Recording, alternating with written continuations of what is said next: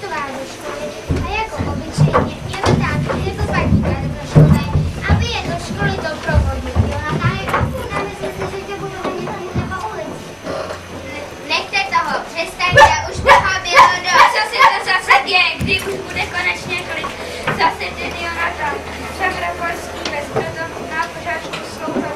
Toho máme donést ještě jednou a poletí z domu s tou kočkou a postupem. A mám Šebestovou z školy, ona proudí hlavou. Slověčka Šebestová, můžeš to pochopit? Takový poslušnej a inteligentní pes.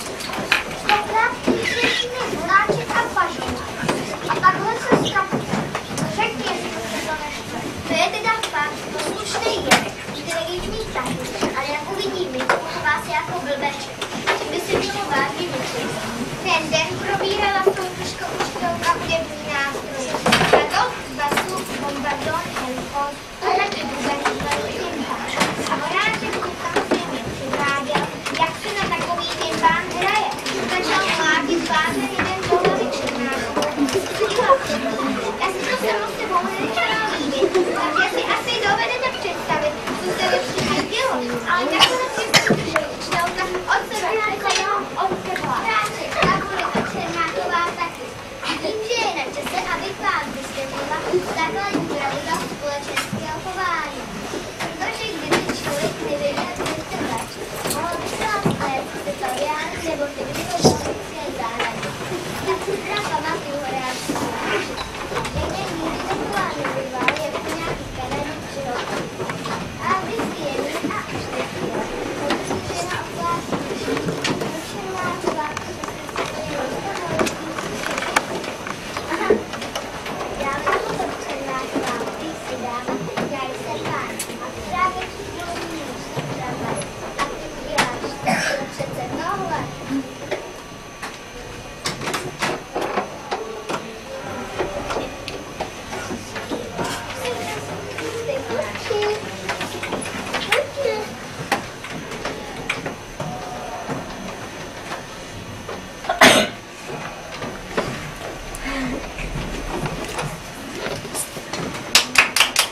No vidíš, děti, jak jim to jde, ještě před chvílí na sebe jako pes a kočka.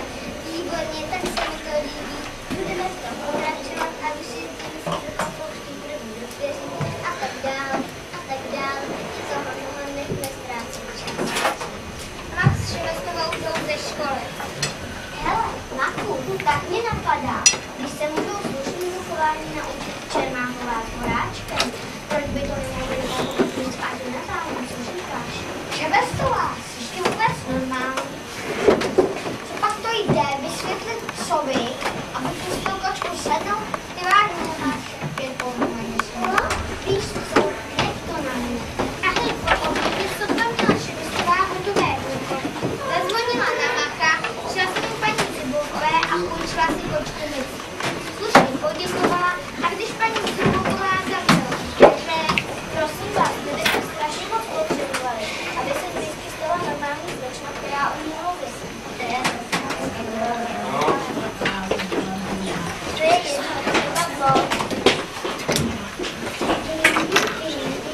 co to má znamenat? Nikdo mi ukradl přední nohy. Nebojte se, možná to za chvilku zpátky. Na půjdi s jdou, já taky. A co se mnou vlastně bude? Já tomu nerozumím. Já teď budu chytat myši. Jako takový kočka nebo co? Ale jo, nebojte se. Stala jsme pořád pěkce a jak nám můžete říct? Dovolte mi, Cinko, ráda bych vám intervalovala to pánu. Nemluvíš, Jonatán.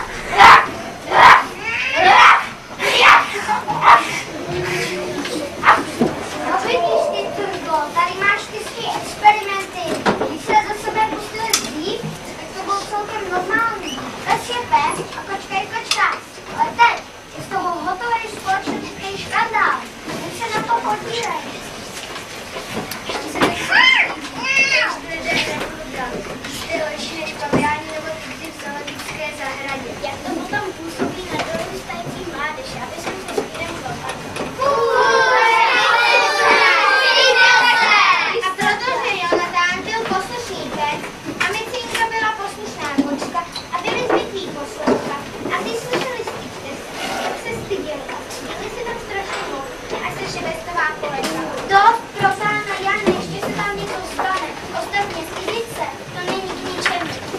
chyby napravit. Jonatán, asi to tyto věci vybírám. Koukej, jak se to dělá. Švestová s Martem je odvedli na zahradu a tam je celé odpoledne učili všemu, co soudružka učitelka vykládala ve škole. Ráno potká Petr Natánka. Micinko, uteč! Jonatána ke mně! Zkrátka celý dům čekal další příšerný svět, ale všichni zůstali stát jako solné sloup, protože viděli něco úplně mimořádného. Jonatánku líbí málo a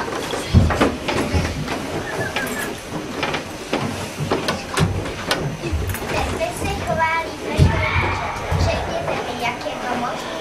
Od nich se přichovají podle Duta Jarkovského. Nesmíte si nás brát ani důvat.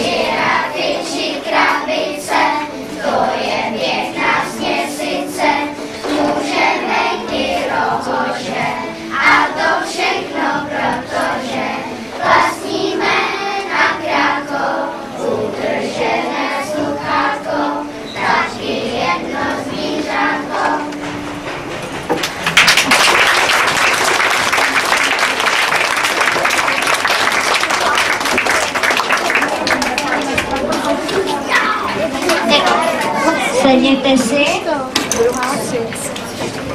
A jak jste vymýšleli? Jo, první B odejde a na chvíli počkáme. Připravte si otázky, jestli máte otázky.